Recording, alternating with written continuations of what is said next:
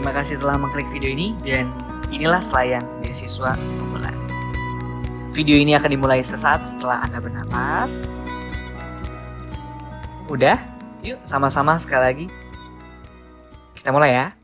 Nah, jadi aku akan membagikan beberapa informasi. Informasi pertama adalah video ini dibuat atas dasar terdesaknya seorang Ivan karena membaca WhatsApp grup yang mendapatkan informasi bahwa ternyata beasiswa unggulan dari Kementerian Pendidikan dan Budaya yang sekarang dinaungi oleh Puslapdik, Puslapdik itu ini, dan telah membuka pendaftaran baru di tahun 2020 ini.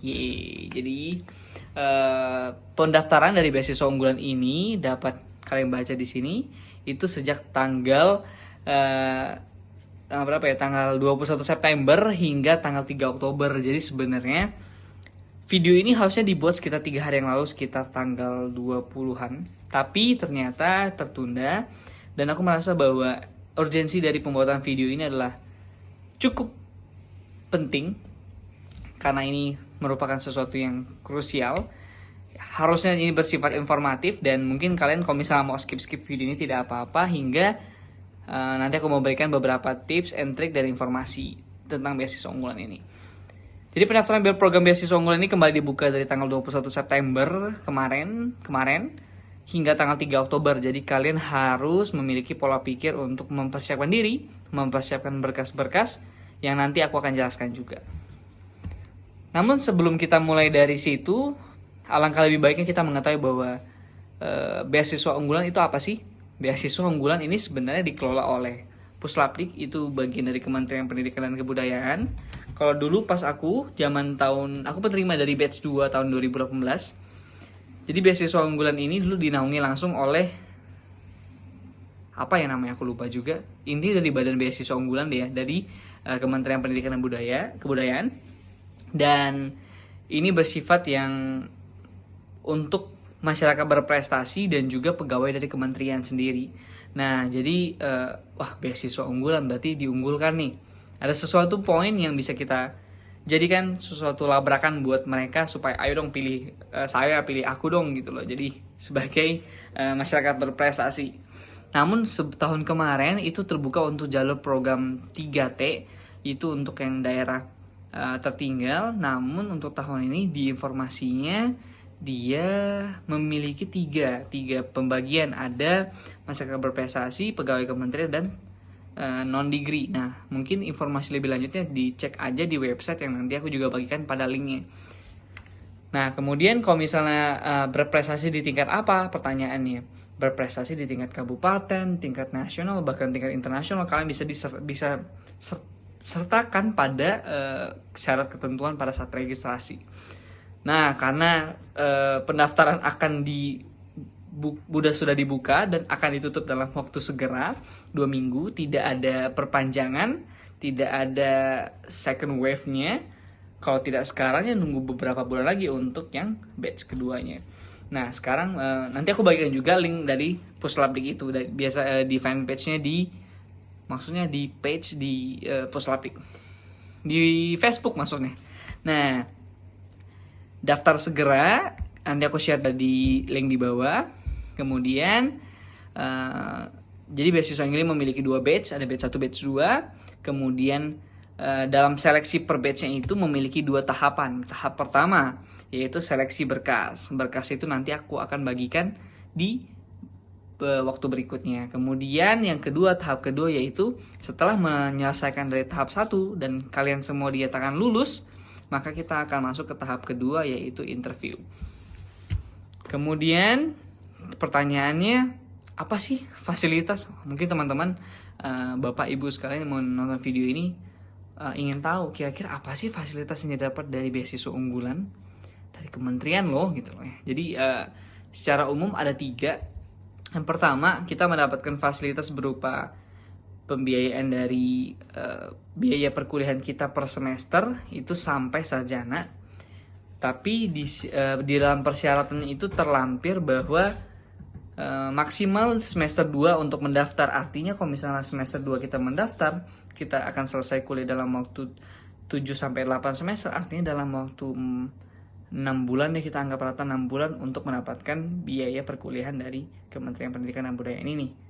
Kemudian yang kedua ada juga biaya dari kehidupan. Biaya kehidupan ini tergantung dari regional penerima beasiswa unggulan sendiri, karena berbeda-beda setiap wilayah, berbeda dari kebutuhan dan harga di sana. Kemudian yang ketiga yaitu buku.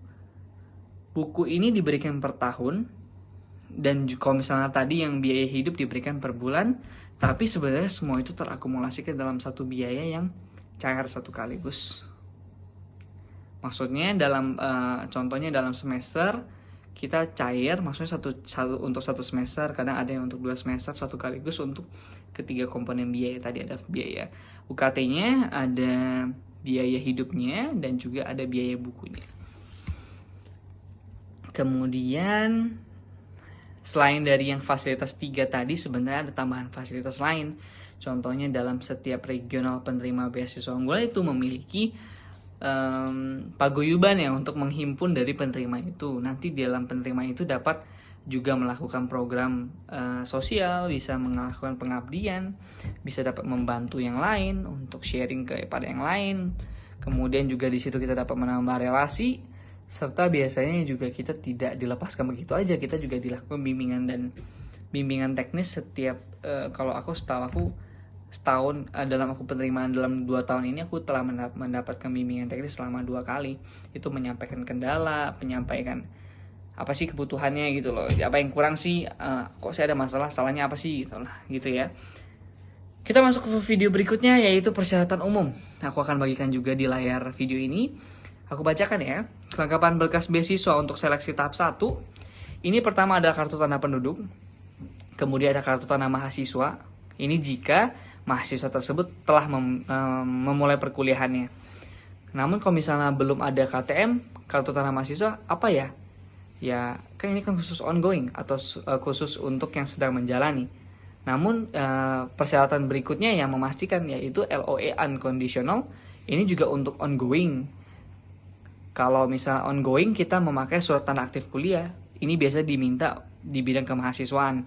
Kalau misalnya belum ongoing atau masih baru fresh banget nih, bisa dilampirkan surat kamu diterima di universitas tersebut. Kemudian keempat ada kartu hasil studi atau KHS terakhir. Ini khusus untuk yang mahasiswa. Namun kalau misalnya kita belum memiliki KHS apa? Ya berarti tidak perlu, karena tidak perlu. Masuk ke poin berikutnya yaitu penguploadan dari ijazah dan transkrip nilai terakhir. Ini kita melampirkan lagi nilai rapor-rapor kita di SMA. Kemudian kalau misalnya untuk S1 sebenarnya tidak diwajibkan untuk poin nomor 6. Ini sertifikat TOEFL atau IELTS, tapi untuk S2, S3 diwajibkan dengan standar yang bisa dibaca di bawah. Dan kalau untuk S1 sebaiknya TOEFL ini menjadikan poin yang seolah-olah berprestasi gitu lah dalam segi bahasa. Berikutnya ada proposal rencana studi. Ini harus dibuat, diketik. Ini dengan poin-poinnya sudah tertera di sini. Ada rencana perkuliahan dan SKS per semester yang akan ditempuh hingga selesai studi. Kemudian topik apa sih yang akan ditulis dalam tugas akhir, skripsi, tesis, disertasi, dan juga deskripsikan aktivitas di luar perkuliahan yang akan dilakukan selama studi dan bagaimana mengimplementasi hasil studi di masyarakat. Jadi sebenarnya di proposal ini dia mau melihat bagaimana cara kalian menulis, bagaimana cara pola pikir, bagaimana cara kalian ingin membentuk diri kalian, bagaimana kalian rencananya ke depannya, bagaimana kalian berbuat nyata dalam bentuk tulisan terlebih dahulu ya. Maksudnya untuk saya dalam 5 tahun ke depan saya akan menjadi seorang bla bla bla yang akan membantu bla bla bla dengan program saya bla bla bla gitu. Jadi ada sesuatu poin tambahan dari situ proposal ya.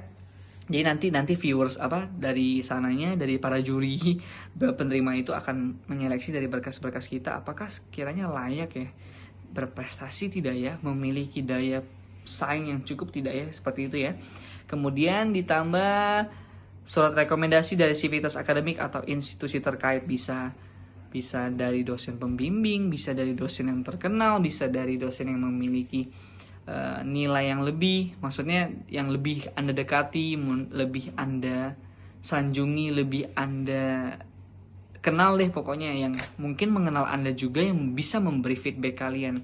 Kalau misalnya di mahasiswa di kedokteran, di fakultas kedokteran itu, aku memiliki beberapa dosen yang dekat dan aku meminta bantu beliau-beliau untuk memberikan rekomendasi sejujur-jujurnya terhadap aku.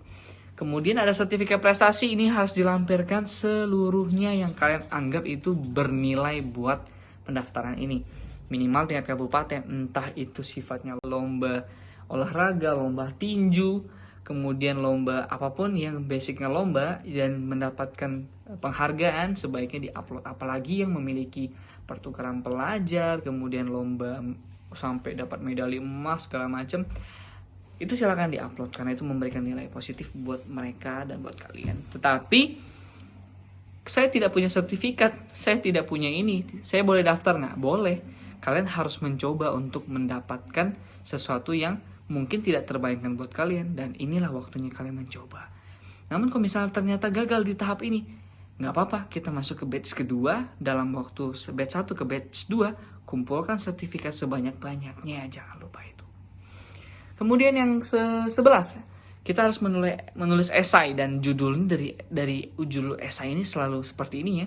Aku generasi unggul kebangsaan bangsa Indonesia. Maaf, aku generasi unggul kebanggaan bangsa Indonesia. Aku menulis ini, aku masih ingat banget waktu itu aku menulis esai ini jam 12 malam ke atas, dan aku menulisnya dengan sangat antusias. Aku menuliskan bahwa negara ini butuh aku. Negara ini butuh tangan kecilku. Namun tangan kecilku ini aku yakin sekali dengan dijumlahkan dengan tangan-tangan kecil yang lain dapat membantu membuat Indonesia lebih baik lagi. Wow. Nah, jadi nanti dari poin nomor berapa ya? Oh maaf, nomor 9 tadi belum disebutkan ya, surat pernyataan tidak sedang menerima beasiswa sejenis dari sumber lain, karena ya peraturan udah seperti itu. Waktu itu aku penerima beasiswa dari suatu paguyuban, itu namanya Karya Salemba 4, dan ternyata setelah aku memutuskan untuk mendaftar di beasiswa unggulan, aku meminta izin untuk keluar dari penerima beasiswa, atau maksudnya untuk tidak melanjutkan untuk tahun keduanya. Nah, jadi poin nomor 7 itu proposal, itu poin nomor terakhir itu mengenai esai.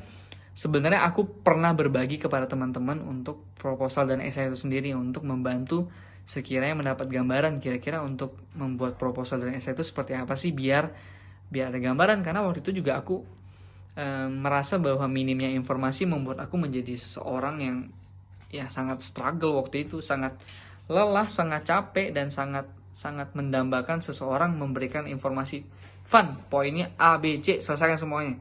Kalau seperti itu sangat baik ya. Nah, jadi mungkin kalau misalnya yang poin nomor 7, nomor 11, ternyata teman-teman ingin sekali melihat proposal atau esai yang telah aku buat, mungkin aku akan menyertakan juga dari akun Instagram aku di bawah, nanti bisa di follow, kemudian nanti bisa diminta, dan aku akan mengirimkan melalui email.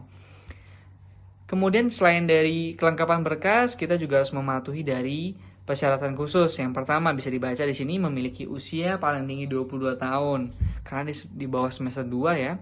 Kemudian mengisi nilai ujian nasional dan ujian sekolah berstandar nasional USBN bagi siswa dalam lulusan dalam negeri.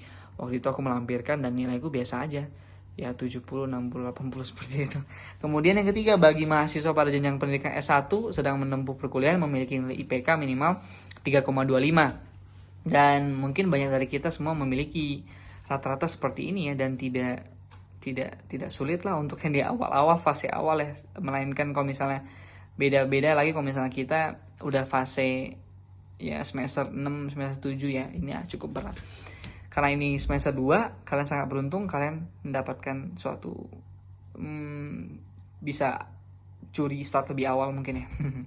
Kemudian yang berikutnya ada karya tulis tadi yang berupa esai. Jangan lupa ini juga termasuk persyaratan khusus ya, kelengkapan berkas tadi ya. Ada persyaratannya, jangan lupa. Kemudian ada yang berikutnya ada beasiswa program magister. Namun kalau misalnya program magister S2, S3, mungkin senior-senior aku bakal lebih paham itu penjelasan dari yang senior juga. Intinya dari beasiswa unggulan ini tidak memandang S1, S2, S3.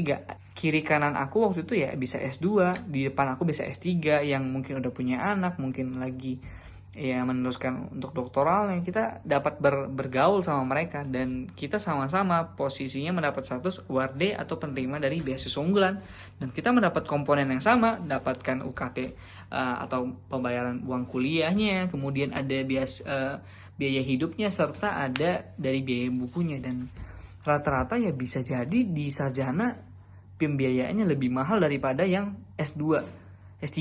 Maksudnya untuk satu S2, S3 ya. Bisa jadi uang kamu lebih banyak dapatnya. Nah, di sini membedakan di beasiswa program magister adalah poin nomor 4, yaitu TOEFL sekian ya. Kemudian sekarang pasti kan kalian berpikir, kayaknya aku jangan daftar deh, rame. Bahkan website diakses aja itu sangat sulit karena emang banyak sekali yang mengakses untuk mencari tahu informasi beasiswa unggulan. Tapi menurut aku bahwa ya namanya rezeki udah gak bakal kemana ya. Yang penting kalian mempersiapkan terlebih dahulu untuk berkas-berkas kalian, biar nanti ya rezeki itu urusan belakangan ya. Kemudian prestasi belum ada, ya nggak apa-apa, coba aja. Ternyata di situ nggak lolos, berarti kalian memiliki poin. Oh, kayaknya prestasi saya kurang deh. Mungkin saya daftar di batch berikutnya. Saya pantengin terus nih beasiswa unggulan. Batch kedua saya harus ikut nih. Prestasi saya minimal saya harus ada 2. Contohnya seperti itu. Kemudian kalau misalnya untuk for your information juga, aku pas waktu mendaftar itu sertifikat prestasi tidak ada yang sifatnya bisa menjadikan kualifikasi ini loh bisa dipakai untuk kami mempertimbangkan. Ternyata tidak ada sertifikat aku yang aku lampirkan mendapatkan apa ya?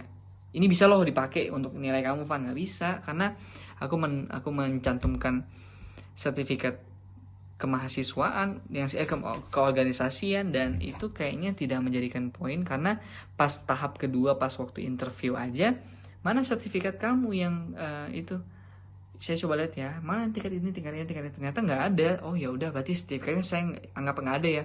Wow, ternyata saya 20-an sertifikat yang saya upload tidak berimbas apa-apa. Tapi tidak apa-apa, jangan lupa kalau semua rezeki udah ada yang ngatur. Silakan.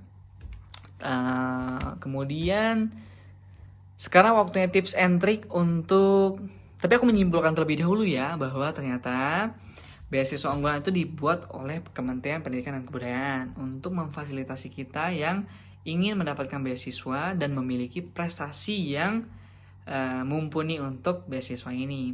Kemudian memiliki 2 batch 1, batch 2 itu dalam rentangan waktu berbulan-bulan dalam setahun. Kemudian juga memiliki 2 tahapan seleksi. Tahap 1 yaitu seleksi berkas. Ini harus dilaksanakan keseluruhan tanpa terkecuali, tanpa kekurangan, tanpa celah untuk saya ambil. Wah, ini kayaknya jangan deh untuk yang mahasiswa itu. Yang tahap kedua, setelah kamu menunggu dari website portal registrasi kamu berubah warna menjadi lulus seleksi tahap 1, ya harus menunggu sambil menunggu. Kalau misalnya kalian keterima, kalian akan dipanggil, dikirimin email untuk silakan Ivan untuk pergi ke sini, kita akan interview di jam segini tepat waktu. Kita akan membawa berkas-berkas tadi yang di tahap 1, kita bawa diri kita bawa poin value kita untuk interview. Nah, di interview ini nanti aku punya cerita khusus di bawah nanti. Kemudian karena 3 Oktober adalah deadline-nya, tentu kita harus mempersiapkan diri secara gesit, cepat, tepat, dan juga penuh niat. Jadi pertama, kalian kumpulkan sertifikat kalian, berkas yang kalian butuhkan sesuai dengan persyaratan yang tadi. Kemudian TOEFL kalau misalnya kalian mau bawa nggak apa-apa. Kemudian ada program apa sih yang kalian akan bangun, karena itu akan terkonsepkan karena kalian hubungkan antara tahap 1 dan tahap 2. Jika di tahap 1 kalian berani bilang kalian akan membuat A, B, C, D, nanti di tahap 2 ditanya, gimana cara kamu mencapai hal tersebut? Apakah kamu udah memiliki langkah sebelumnya? Kemudian yang berikutnya ada proposal yang tadi aku bilang aku ingin bagikan. Tulis dengan baik, sejujur-jujurnya. Kalau ada kendala dituliskan, mungkin kalian memiliki kendala yang bersifat pribadi, silakan cantumkan, tetapi dengan bahasa yang tidak seolah-olah merendahkan diri Anda. Kemudian nanti setelah dari kalian tuliskan kendala Anda, kalian kaitkan dengan, maka dari itu saya membutuhkan untuk bantuan dari bla bla bla bla, untuk memberikan saya kesempatan buat saya untuk mencicipi dari dunia beasiswa ini gitu loh. Kemudian kalau Kalau misalnya esai juga nanti aku akan bagikan. Ini kalau misalnya kalian mengontak aku melalui Instagram ya. Kemudian kalau untuk surat rekomendasi, aku menyarankan untuk mencari dosen. Kalau aku mencari dosen pembimbing akademik, waktu itu aku dengan Prof. Rahmatina, beliau telah marhum. Dan beliau adalah salah satu penyemangatku ya waktu itu, karena aku sebelum mendaftar beasiswa ini juga telah berkonsultasi pada beliau, dan beliau menyarankan untuk mengikuti sebagai sesuatu yang bakal memblokade dari saraf kalian yang akan berpikir, oh saya nggak punya cukup nih, apa saya berhenti aja, saya tidak punya cukup nih, apa saya tidak semangat, saya tidak cukup nih, mereka udah punya ini, saya kayaknya nggak punya, apa saya bakal jadi seseorang yang tidak punya kompetensi. Kalau misalnya sebagai mahasiswa kedokteran tentu akan berpikir, saya perlu alat A, B, C, tapi saya nggak punya B dan C, saya punya A doang, apa cukup ya untuk menunjukkan kompetensi saya? Alangkah lebih baiknya kalau saya punya A, B, C, supaya saya memberikan output juga yang sesuai dengan prosedur dan kompetensi kita. Itu waktu itu yang mendorong aku untuk mendaftar, dan beliau adalah tokoh panutan untuk kehidupanku sampai sekarang. Kemudian beliau juga memberikan surat rekomendasi. Jadi surat rekomendasi itu ada formatnya dan di-download di website. Nanti website aku berikan juga untuk pendaftaran dan juga untuk pendaftaran, registrasi, kemudian untuk informasi dari beasiswa unggulan itu sendiri ada website dua website yang berbeda. Kemudian rekomendasi yang beliau berikan itu sebenarnya sangat berkesan ya, karena beliau sendiri memberikan rekomendasi itu dari bagian dari fisiologi. Itu sangat menakjubkan ya, seorang Ivan, mahasiswa bimbingan akademiknya, ingin mendaftar beasiswa, format telah diberikan di website, tetapi beliau menambahkan lagi untuk format dari suatu bagian di Fakultas Kedokteran aku, dari bagian fisiologi, dan ditandatangani sendiri oleh beliau, dicap sendiri oleh beliau. Mengingat hal tersebut, aku sangat ya bangga menjadi mahasiswa bimbingan beliau, dan sampai sekarang aku masih mengenang beliau atas jasanya. Kemudian ketika fase tahap 1 kalian telah selesai, selamat untuk itu. Dan jangan lupa setelah masuk tahap 1, tahap 2 merupakan tahap yang menjadikan poin akan sukses atau tidaknya kalian. Karena di interview adalah masa di saat kita diberikan suatu pertanyaan, beberapa pertanyaan. Itu aku waktu itu ditanya dalam bahasa Indonesia, kadang S2, S3 ada bahasa Inggrisnya. Kadang ada juga temanku yang berkata di S1 juga ada bahasa Inggrisnya. Nah, ini tergantung dari TOEFL. Kemudian, aku menambahkan lagi di surat rekomendasi itu dituliskan bahwa Prof menyatakan, Ivan, bahasa Inggrisnya dalam nilai 1 sampai 4 dikasih 2 doang waktu itu, dan itu membuktikan profesionalisme beliau. Nah, kemudian yang masuk ke tahap tadi yang kita bilang interview harus sebaik mungkin, sejujur mungkin. Harus ada sinkronisasi antara tahap 1 dan tahap 2. Waktu itu aku menulis di proposal bahwa di proposal aku ingin menjadi spesialis anak, dan tujuannya kenapa ya, emang karena waktu itu berpikiran seperti itu dan memiliki rencana, memiliki setting point yang saya pengen jadi spesialis anak, saya pengen mengawali dari golden age anak-anak, saya akan mengawali, membantu, menaikkan, menjaga pertumbuhan dan perkembangan otak, badan, tubuh, semuanya agar menjadi tumbuh dan berkembang sebagai pribadi yang berkualitas dan akan menghadapi Indonesia dengan bonus demografi 2000. Kayak seperti itu ya. Ketika di interview ditanya, kenapa emang pilih spesialis kedokteran? Menjadi spesialis anak. Ya karena saya emang pengen banget mengawali dari semua itu. Disitulah kita berawal. Dari anak lah kita mendapatkan gambaran kira-kira nanti kamu ke depan seperti apa. Namun tidak secara langsung. Kita akan cenderung ada poin plusnya di situ. Kemudian kita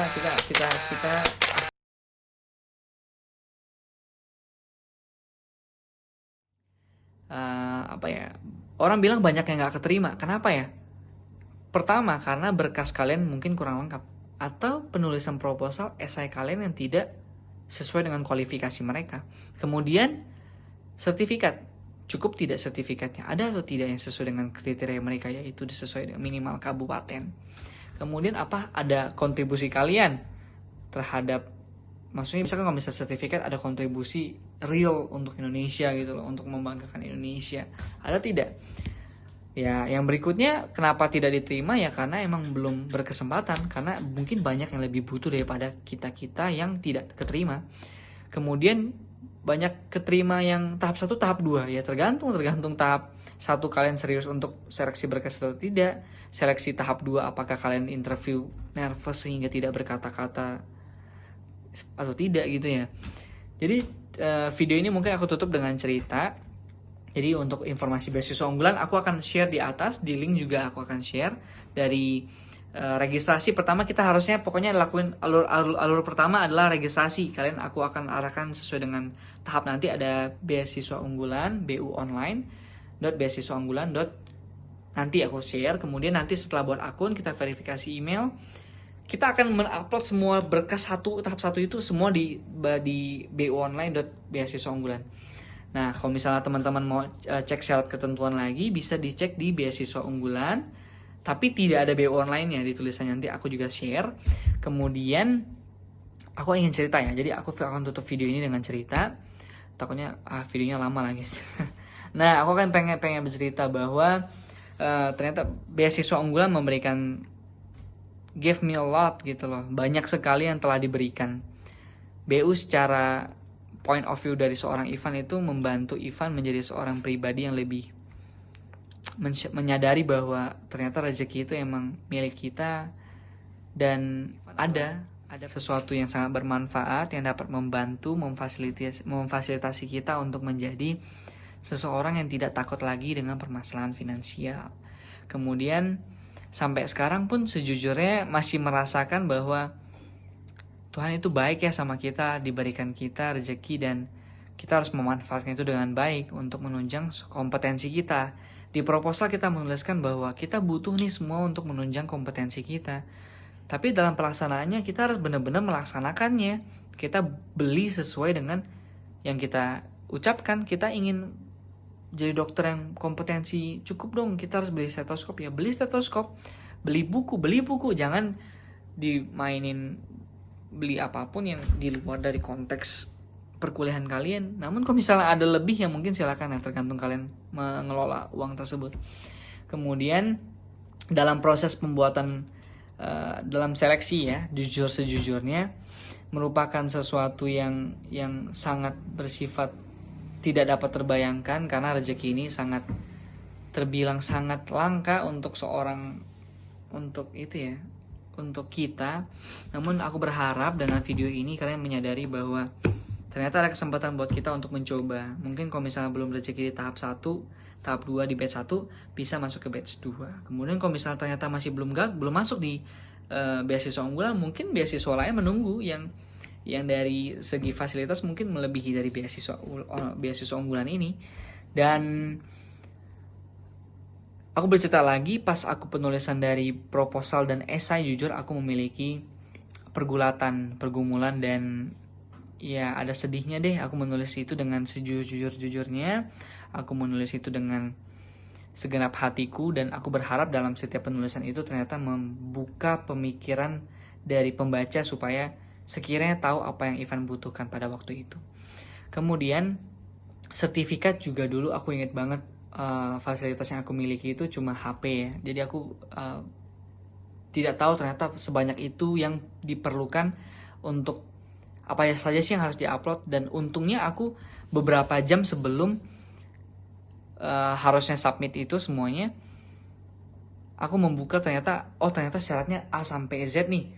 Aku belumnya yang bagian krusial yaitu sertifikat, aku belum dalam bentuk PDF-in semua. Aku harus scan foto, aku foto, aku jadiin melalui aplikasi pihak kedua, aku ubah jadi PDF, aku nanti ganti namanya, aku kirim ke sana, nanti masalah sinyalnya, loadingnya, sampai ternyata itu deadline-nya adalah di hari terakhir. Maksudnya di hari terakhir, aku uploadnya itu di hari terakhir, deadline-nya itu sekitar 3 menit, dan aku mengerjakan sambil cepet dong. Jadi aku pengen banget kalau bisa itu digas seperti menggas motor. Seperti itu. Kemudian itu membuat aku keringat dingin ya. Jadi kalau bisa jangan seperti aku, karena aku sifatnya deadlineer. Tapi kalau misalnya udah deadline-nya, aku akan gegas seperti gas. Wow. Kemudian rekomendasi yang didapatkan dari wakil dekan 3 itu ke bidang kemahasiswaan, atau dari dosen pembimbing akademik sesuai yang kayak seperti aku itu melalui profesorku dulu, itu harus jujur sesuai dengan apa adanya kalian, jangan dibohongin. Tapi kalau misalnya mau bohong terserah deh, tapi dosa ditanggung ya. Kemudian setelah itu ya fasenya menunggu ya. Tuhan semoga dong di tahap 1 lolos. Ternyata banyak sekali gangguan pada waktu itu, websitenya trouble, websitenya itu